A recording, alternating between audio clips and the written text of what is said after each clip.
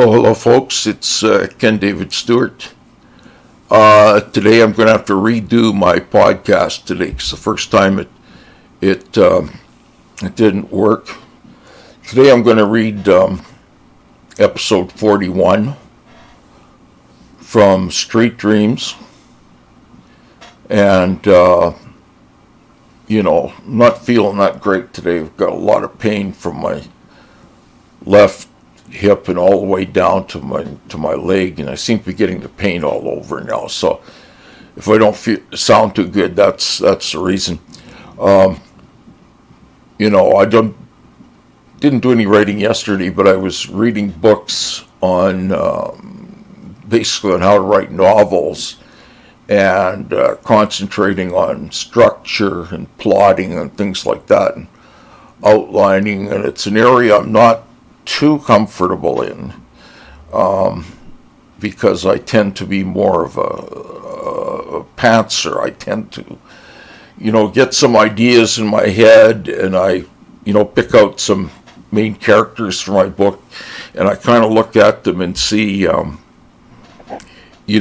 they relate to each other, how there can be conflicts and tensions created, and kind of write a scene or two at a time. And that's basically how I'm going to do it. But I'm going to see, if there's a more efficient way I can do it, or maybe that's just the way I am.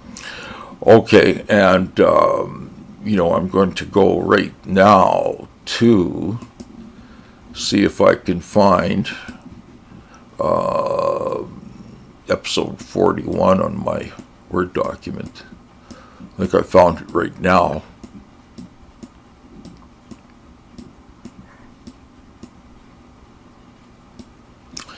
And we are getting there. It's getting close now. Okay, and I like my characters in this book, which is good because I write about them a lot. Okay, episode 41 of Street Dreams. Here we go. Tony Barrows was starting to feel lonely. He put down the novel that he had been reading, The Great Gatsby by F. Scott Fitzgerald.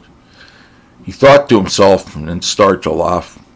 Most people think I'm a punk and a loser, just another greaser high school dropout, I guess.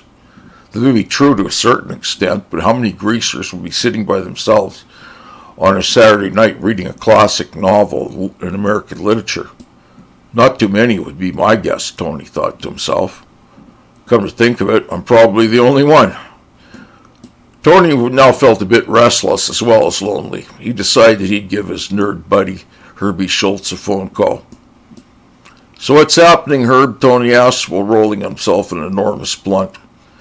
"Hey, Tony, I'm on my PC right now. I've got the Spotify app open and I'm downloading an album by Motorhead," Herbie replied.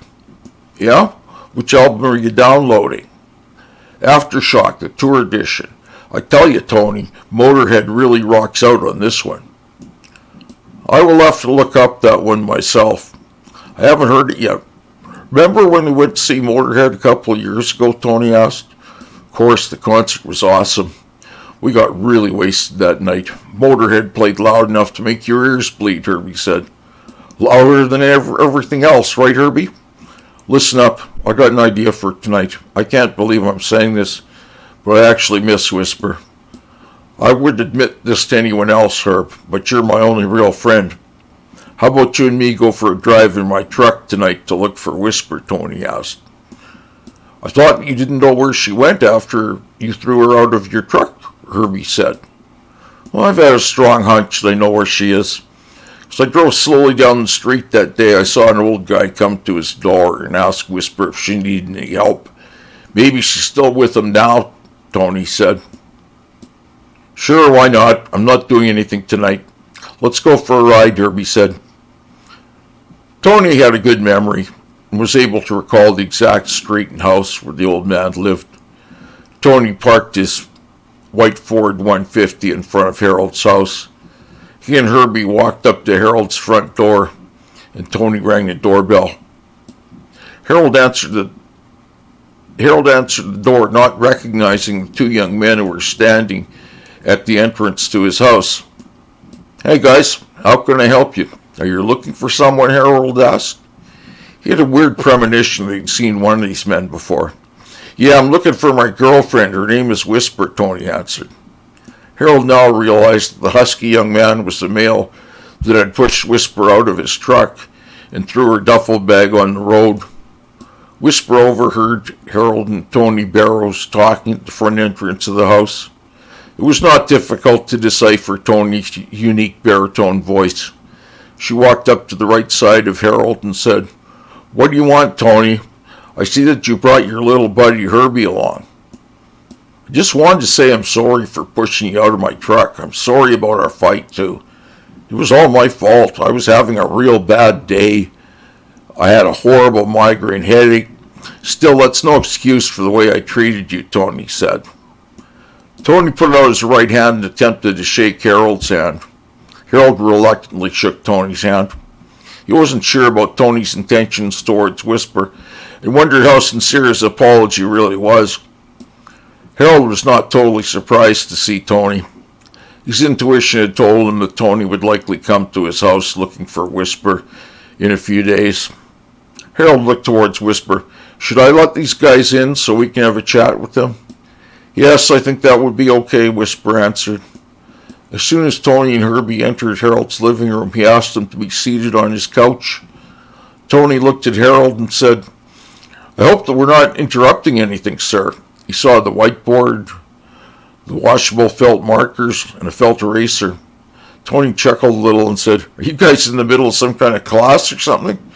"Oh no, we're just getting things set up for a game my son Ricky just invented. He's named the game Jukebox," Harold answered. Whisper sat on a chair that she brought from the kitchen. She sat across from Herbie and Tony, but was unable to look them in the eyes. She felt awkward and uncomfortable, but she was relieved that she was not alone with Tony. She knew her boyfriend well enough to know that he would not get hostile or aggressive in front of Harold and Ricky. She was also not surprised Tony could talk his way into Harold's house. Tony might be a greaser and a loser, but he could be very charming by acting polite in the presence of people he didn't know. It worked in Tony's favor that Harold was a very curious man about other people and tended to give strangers the benefit of the doubt. Ricky was not intimidated by Tony, and he could easily surmise that Herbie was not a fighter. However, he was quite willing to act as security for Whisper and his dad if Tony tried anything. Tony studied Ricky for a few minutes, and he could sense that Ricky was not afraid to go toe-to-toe with him if the situation went south. That did not mean that Tony was afraid of Ricky. Tony had never lost a physical fight in his life and was certain that he could take Ricky if Ricky wanted to be the hero. Still, he respected a person that did not display any fear of him. Harold was not easily intimidated either. He had to admit that he was looking forward to the day that he would get to meet Whisper's boyfriend. "I realize it may look a little strange having a whiteboard in my living room. Put you guys at ease, I assure you that I'm not going to teach a class this evening, even though I am a retired school teacher," Harold said, with a mischievous grin on his face.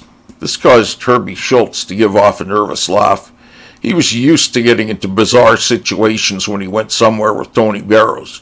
He realized that life would never be boring as long as Tony was his best friend.